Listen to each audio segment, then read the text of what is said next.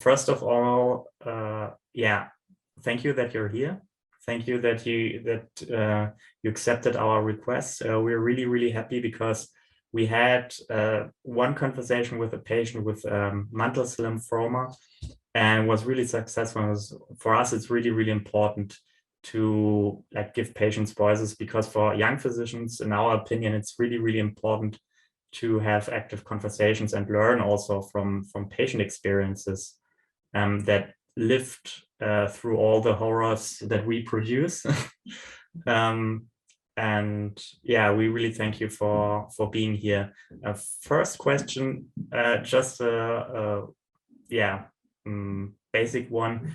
Your name, that's obviously not really American.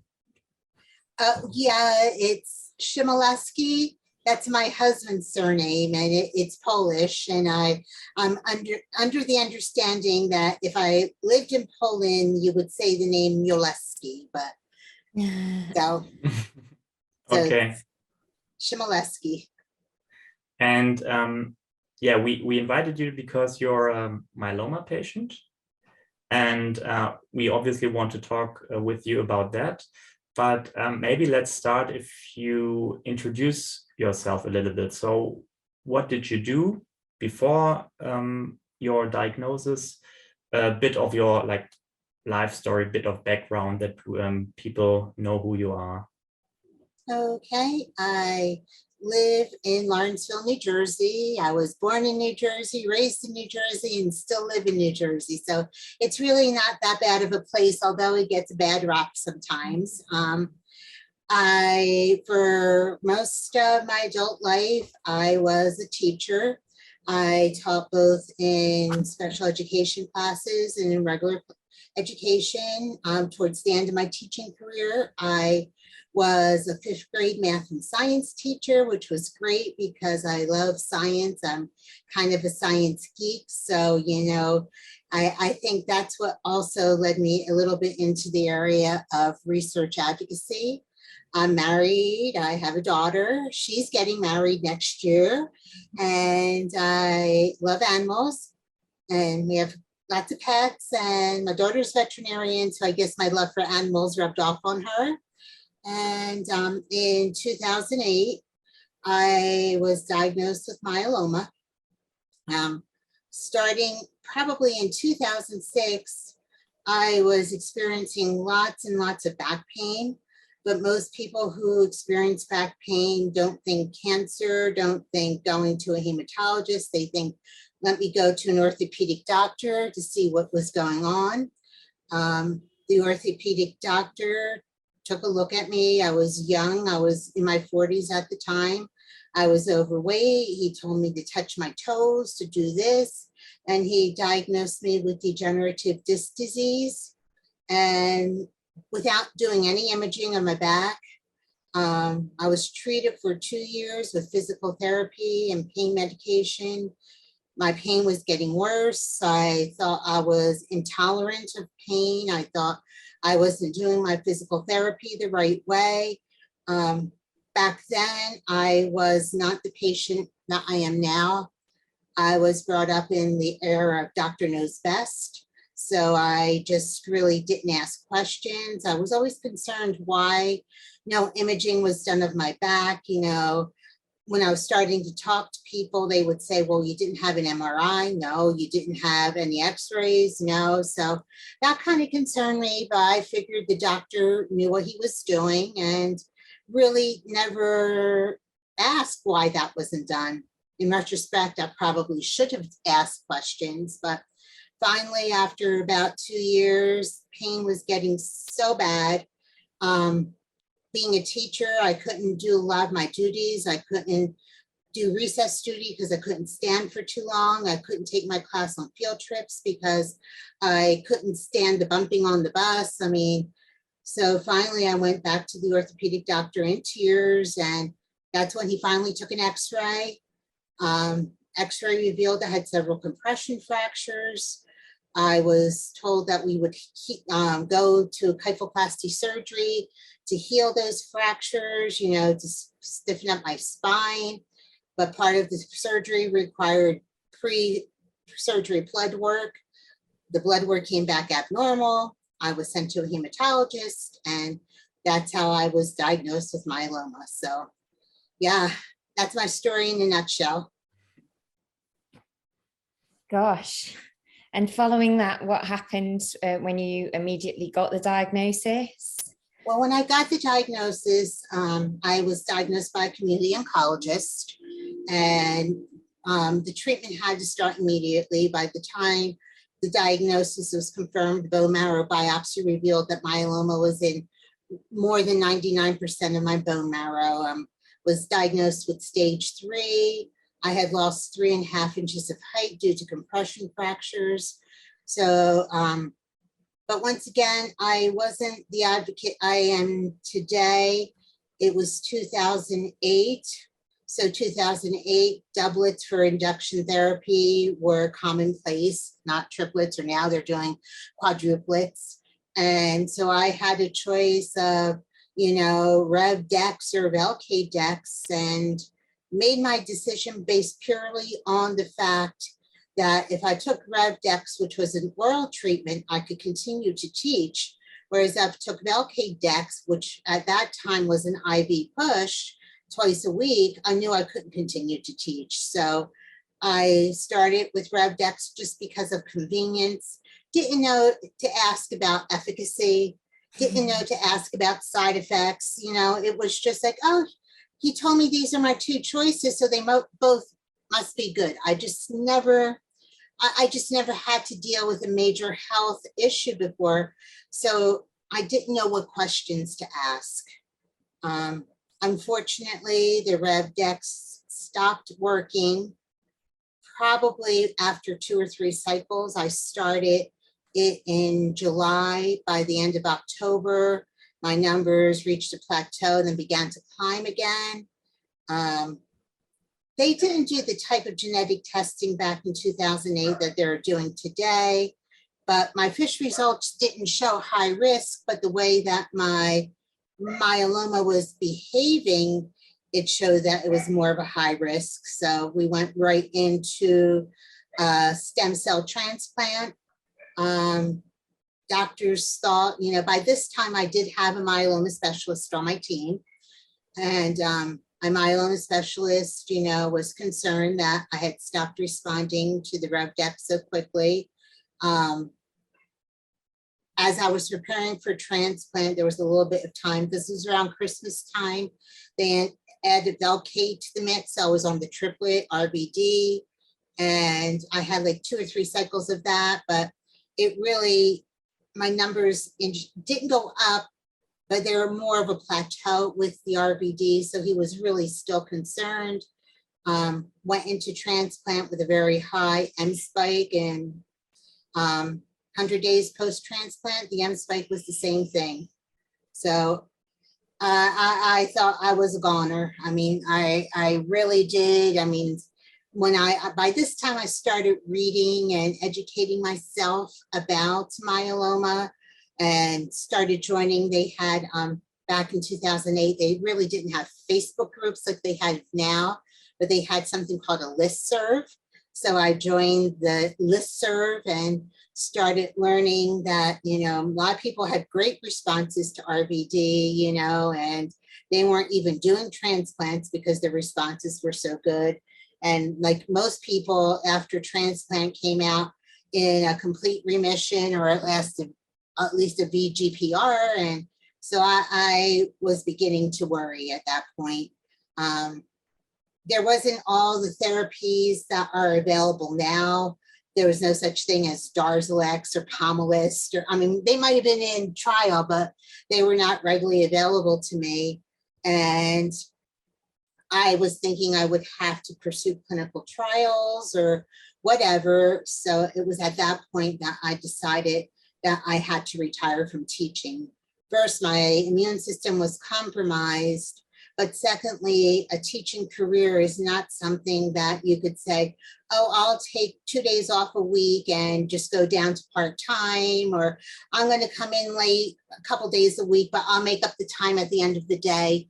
You just can't do that as a teacher. First of all, there's no making up time. You have to be there when the students are. And secondly, it's not fair to your students if you're not there consistently. You can't, even though I had plenty of sick time, it wasn't fair to my students to have a substitute 2 mornings a week, for a long, long time. So it was at that point I retired from teaching, and and from there I went back, and because there really wasn't much available, and in the meantime, like before I retired, I chose a treatment, and I chose thalidomide, and which kind of didn't make sense, but I said I would give it a try. Like Revlimid was a newer drug and it stopped working. But my myeloma specialist said, well, sometimes thalidomide does work, and it did.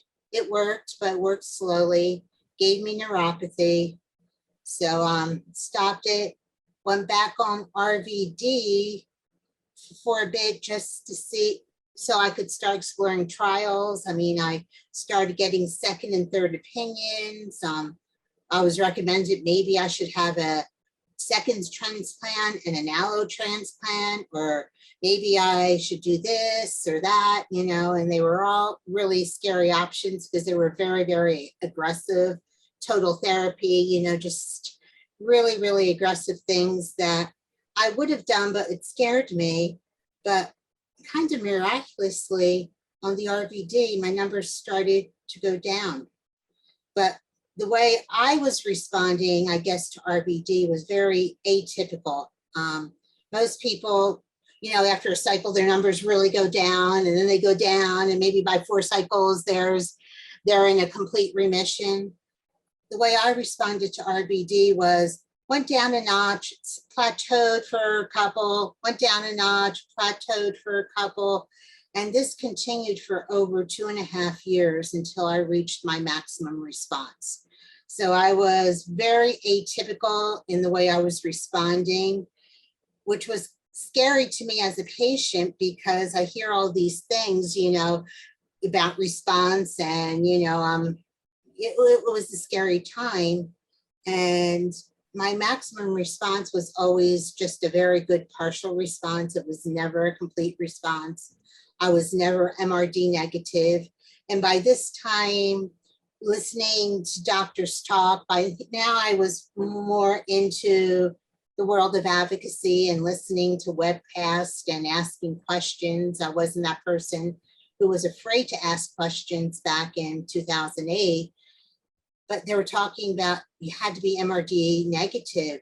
If you weren't, that was the best predictor of prognosis. And if you weren't MRD negative, then, then it wasn't the best. And that really got me worried. And I was asking my doctors, I'm not MRD negative. Shall we add something else? And they said, no, Cindy, you're stable and your disease isn't progressing, so we're not going to add something else. But you keep on hearing about MRD negative and that, but never became it.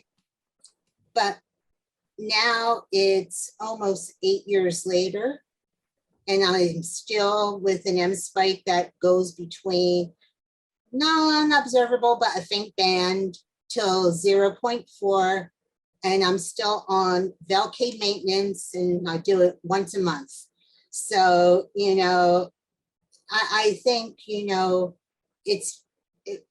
it was scary because I wasn't responding the way others were responding. But I guess in retrospect, I'm one of those slow responders that have indolent type of myeloma. And I wish there were biomarkers that could test my blood and say, don't worry, Cindy, you have this kind of myeloma and you don't have to be in MRD negative and you'll be responding slowly. So.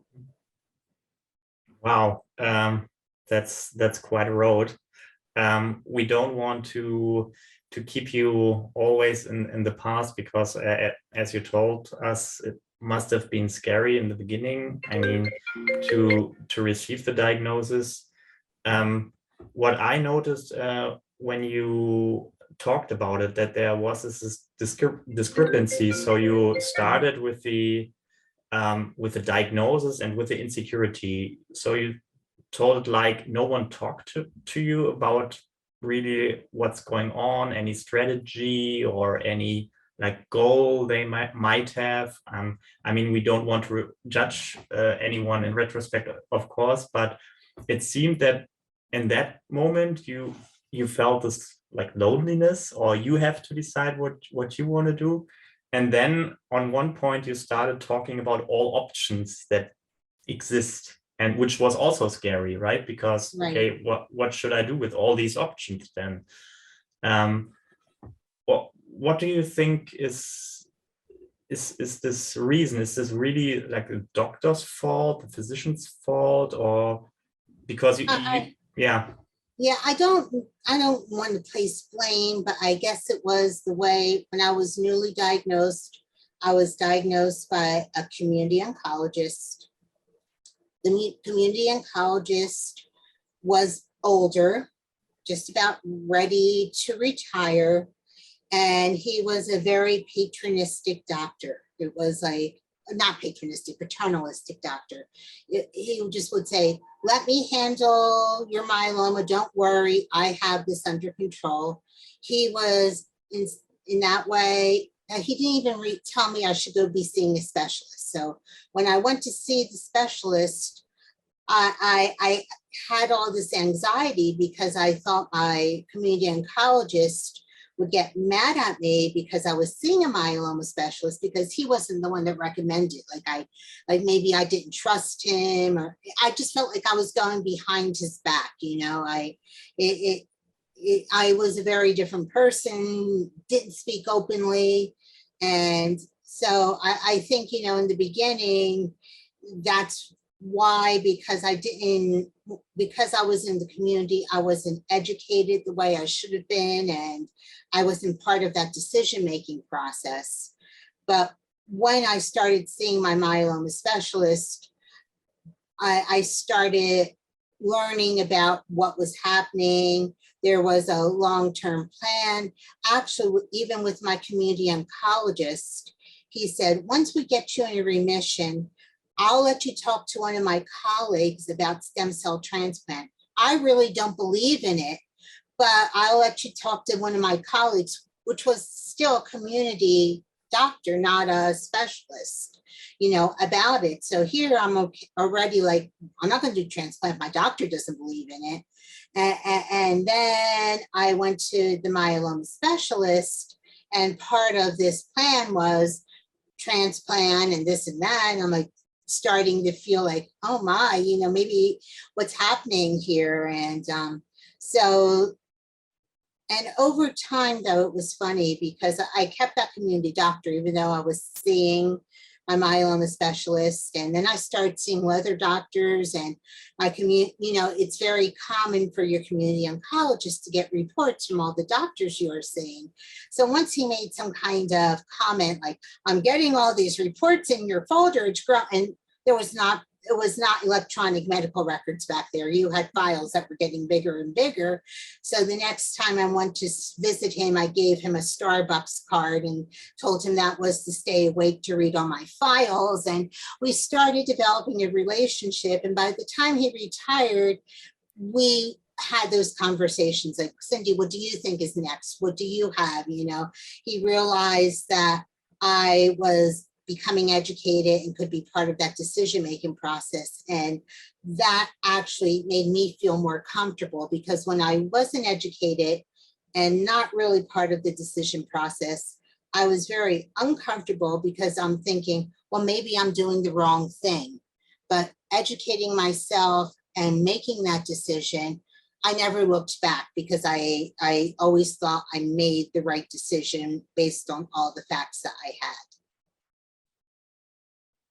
Yeah. From the journey you've had and everything, you've clearly learned so much. What do you say to people now who get in touch, being the advocate you are, who are newly diagnosed, who are scared, and who are faced with all these options?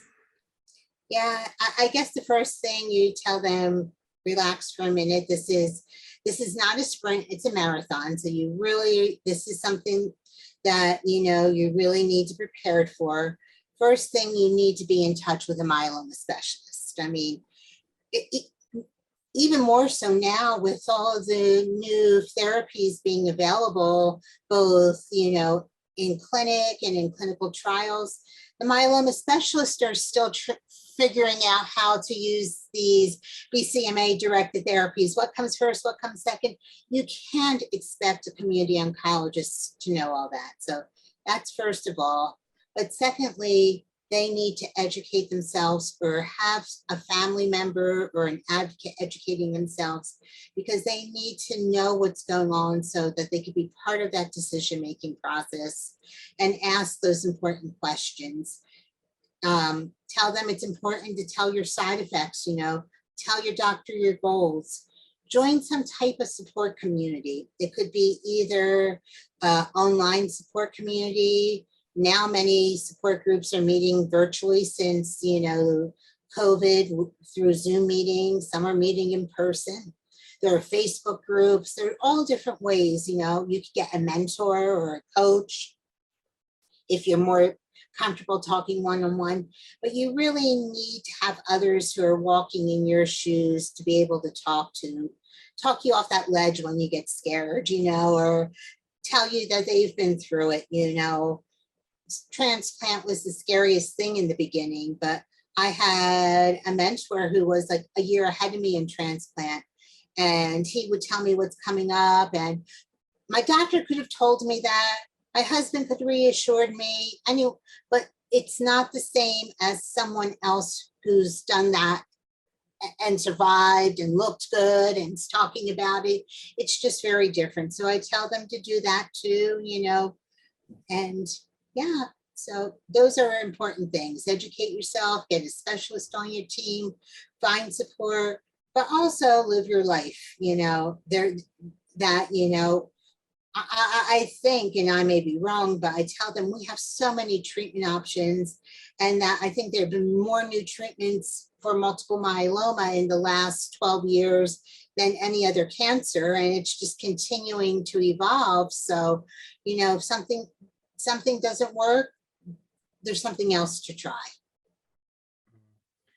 I want to ask you on that one. Because I read a piece in the American Association for Cancer Research about you. And there's this line of you, there has been so much progress in myeloma now that I knew I needed to be part of the hope. And then it continues, this was a quote, and then it continues, she understands, so you understands the importance of hope in the lives of myeloma patients. I would like to ask you on this one, because of these options, there's huge hope, but also maybe expectations, and also a bit of a huge risk of disappointment if something doesn't work. What do you think? How could we mitigate this, maybe together, physicians and patients? Because obviously what you talked about was there seemed to be sometimes a huge gap between what the physician says and what you are caring about, let's say, right? Right.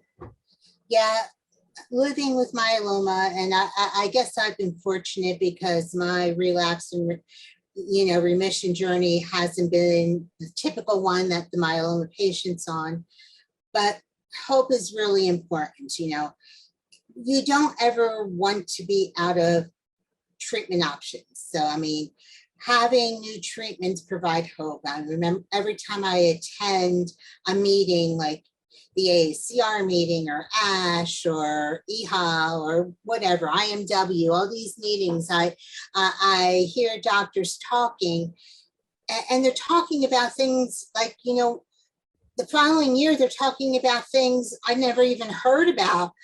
So that provides me hope that it's not like, oh, we got this, so we got this under control and let's stop. They're always innovating and they're always trying something new. So that's really important. But I think when doctors talk to patients, it's important to weigh the risk benefits, talk to them like this, we're hoping that this would work, but if it doesn't work, then we have these other options to try. It's always nice to let people know there's other things available, and that's one thing my myeloma specialist always did from the very beginning. He always ended his report with me, that patient summary report at the end with Cindy's doing well now, nice little summary. But if at any point she, begins to relapse, these are options we could consider, including, and he would always include, clinical trials. So from the very first visit, I was introduced that clinical trials was always a treatment option. It wasn't saved to when I was out of options. That's really interesting, good to hear, and I guess really good for trainees, many of whom listening to this who may go on to specialize in myeloma. You've clearly encountered lots of myeloma specialists during your time that you've been a patient. Do you have any other advice for trainees who will likely go on to work in the field? Well, this isn't my advice, but it's Dr. McHale, from the IMF. He says there's a reason why you have one mouth and two ears. You need to listen more than you speak. And I think that's important, is always give time for the patient to talk and to listen really, truly to what the patient is saying. There is something that as a doctor, you want to get out and you want to explain and you want to do this and you want to do that. But listen, because maybe something that patient is saying may be a clue to what's happening with their disease, or maybe a clue to what their treatment goals would be, or maybe a clue to, well, they're not telling me about side effects, but they really must be experiencing some side effects. So I guess a trainee is listen more than you speak. And since you mentioned it, what do you think? Because you described the neuropathy problem with thalidomide in your case. Obviously, with new treatments, there are also new side effects. So regarding this particular point, because as you told us about transplant, is intensiveness and like side effects, these basically decide for a patient, from patient perspective, what they want to do, because that's what they feel. And as with your case, response can like wait a little bit to come across to a patient. So what do you think, how should we physicians and patients like work together to make this discussion and dialogue a bit more like transparent, personalized even? Yeah, I think doctors need to tell patients what the possible side effects are. I mean, it's really important. I don't think they need to use words like tolerable or intolerable, because unless they've had that treatment, they don't know what tolerability is. And maybe what's tolerable for you may not be tolerable for me. So I don't think we should use that, but I think they need to be said. But I also think doctors should not withhold treatments that they think the side effects are too severe.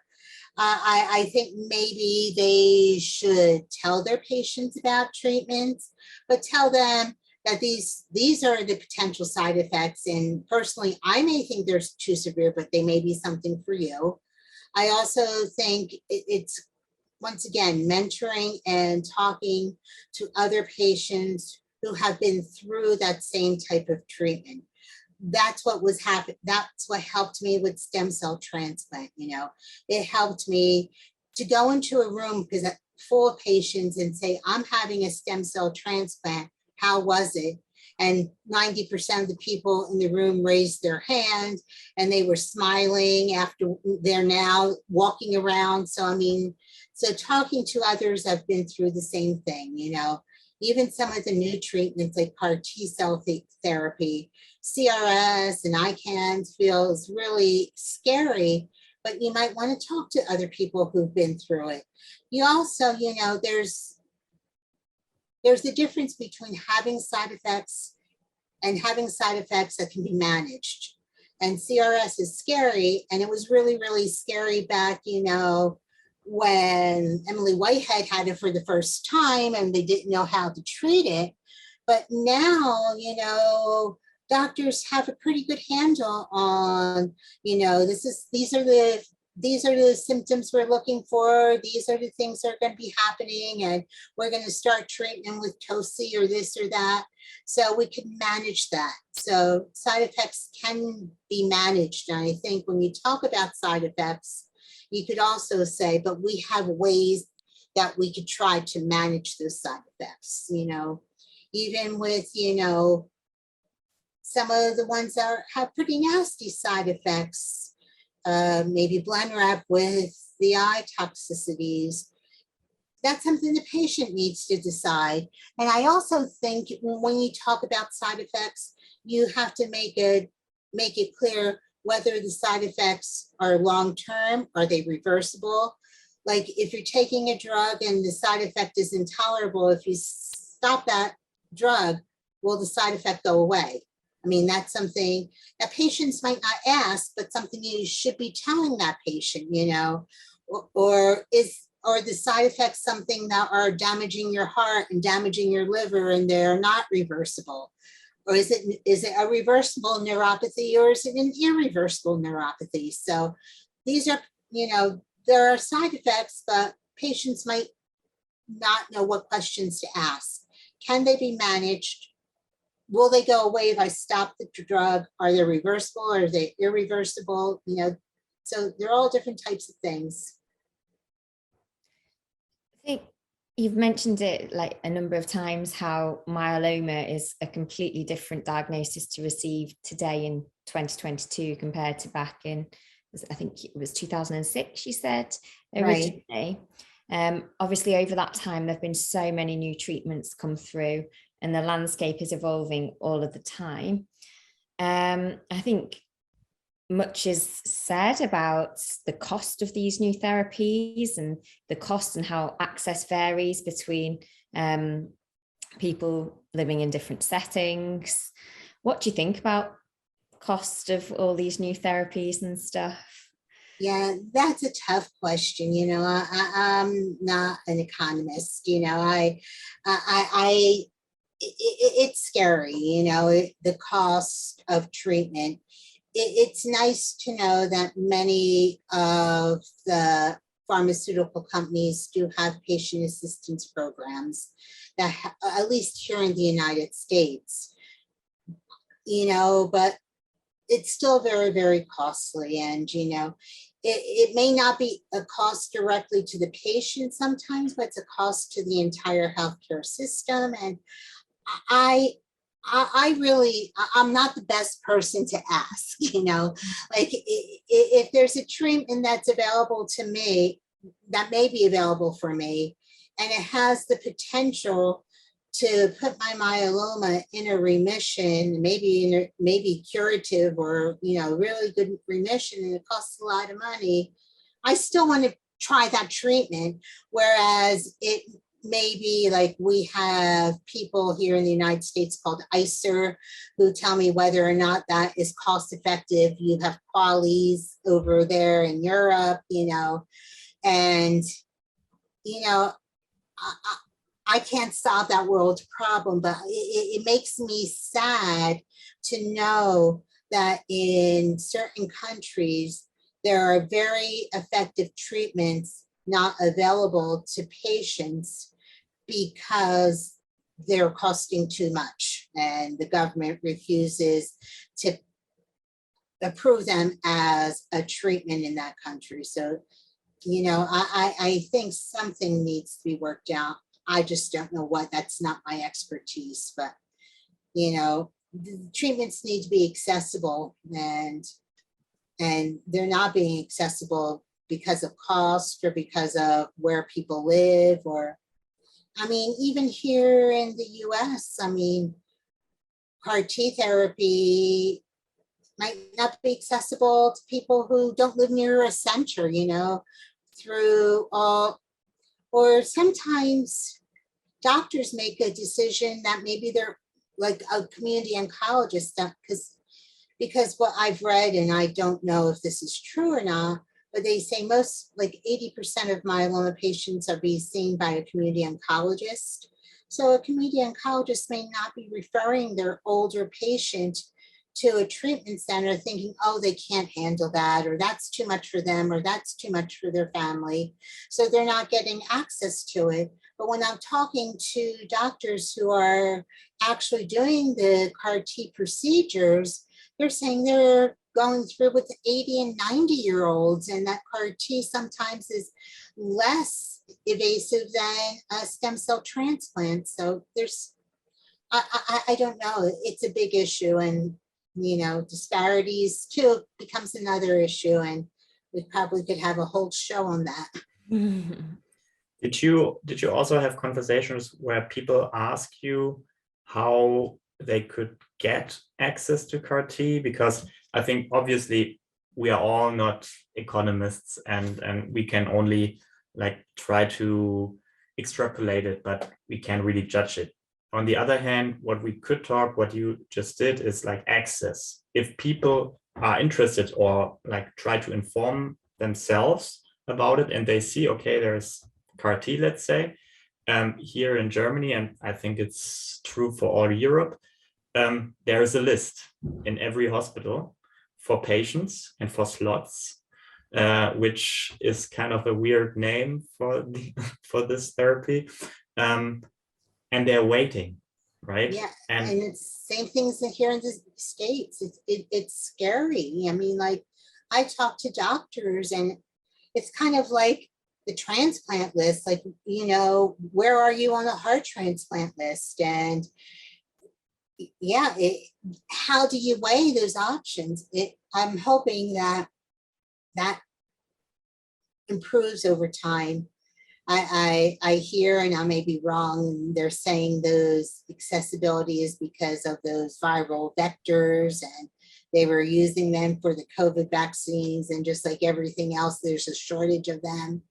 So, hopefully companies start making their own, and they're yeah, I don't know, but yeah. So even if people have the insurance and live close to the hospital and want to go through with CAR T, they can't be guaranteed that they have a slot. Mm-hmm. Are you somehow involved in discussions or trials or trial developments or some kind of these interventional discussions? Are you or is your patient network involved in this, or do you think it should be involved? Yeah, I am. There are patients. Many of the pharma companies have, at least here in the United States, because I know in Europe, talking to patients is a little bit different, I guess, depending on which country you live in. Like sometimes pharma companies can talk to patients. Sometimes they could talk to patients, but not about specific drugs. I mean, each country has its own type of rules about the division of pharma and patients. But in the US, we can talk to it. And I'm on a few patient advisory boards where we talk about unmet needs and what can be done and what should they be looking at. So I've been involved in conversations over the years. I mean, even before, CAR Ts were launched or other drugs, what type of education needs to be out there, what type of access needs to be out there, things like that. So yeah, and it's not just me, there's a group of, I guess the patients that you really need involved in those discussions are more of your advocates who have a greater understanding of what's involved and what drugs are available and what are just, it's just not for your typical patient who was diagnosed with myeloma, who was like me back in 2008, who just followed doctor's orders. And when we come back at the end to you yourself, so you lived now for 14 years with it. Yes. How does it feel? Is there this constant anxiety, or do you can like isolate from these thoughts? Or Yeah, you know, for the longest time when I was newly diagnosed, it was couldn't go on with my life until I was in a complete remission, and that never happened. But as time progressed, and as I was in a longer remission, that started, I could live my life. There was a time where I wasn't going to buy concert tickets for a concert that was 6 months away, not knowing what's going to happen in 6 months. Now I'm planning a year away, what I'm going to be doing. And I would plan 2 years out. So my mind has changed based on a few things. I think, first of all, because my disease has been very stable. So I haven't had that roller coaster ride. I've hit this plateau, and I really don't have to worry as much as other patients who are on, constantly relapsing or remission. So that's allowing me to do the advocacy work that I do with a different hat on. Like, yes, I'm a patient, and I understand how patients feel, and I talk to patients every day. But when I'm doing my advocacy work, or I work for Health Tree and I develop patient materials, I develop them as a teacher almost, as opposed to a myeloma patient. I can separate that, and I think I could separate that just because I've had such a good response, and also because there's so many things available. I know I'll be devastated when I relapsed. I know, because in the back of my mind, I'm thinking, oh, I've gone this long without relapsing. It's never going to happen.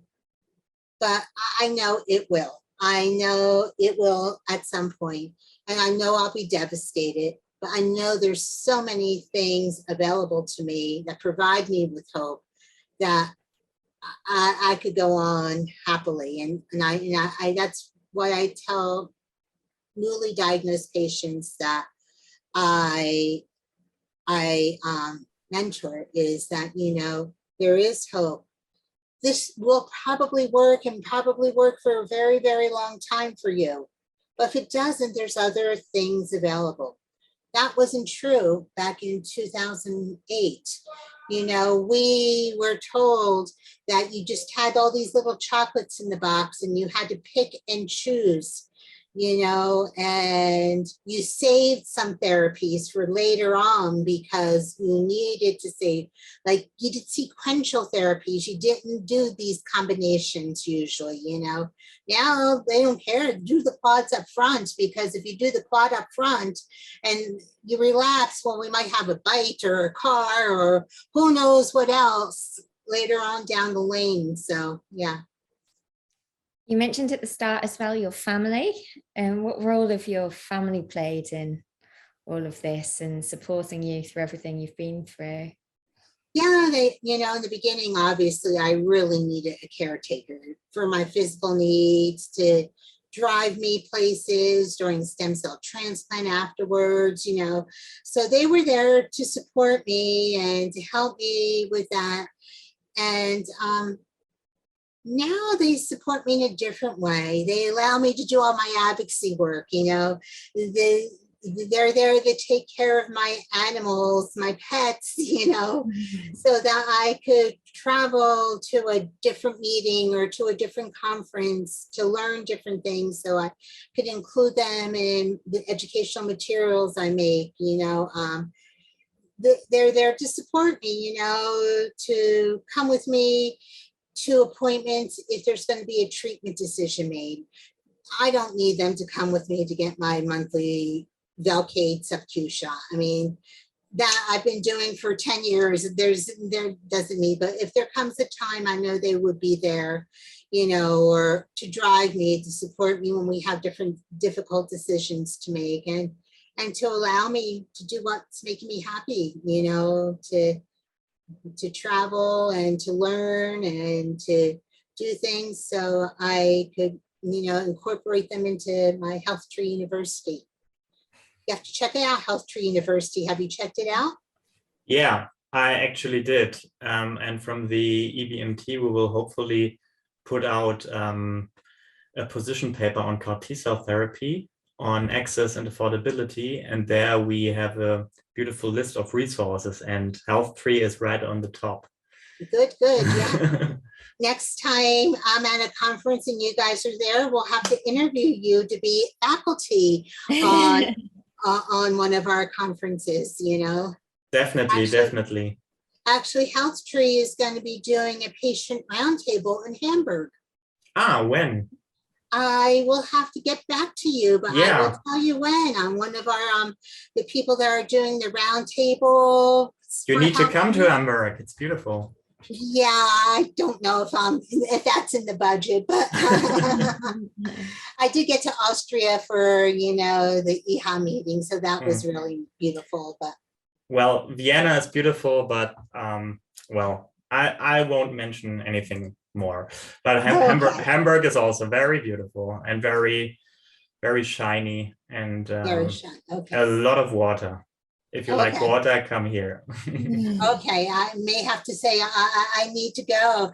You need someone else to help you. But yeah, we're doing it in the fall. I will send you the details. Yeah, I just don't remember them. Yeah. So that we are very happy to share any links to Health Tree, obviously, after that. And we want to thank you for your time and thank you for your energy and for all your stories. And we really appreciate it. And anytime. Yeah. Have a good day. Thank you so much. And hopefully see you soon. Alrighty. Bye-bye. Bye-bye.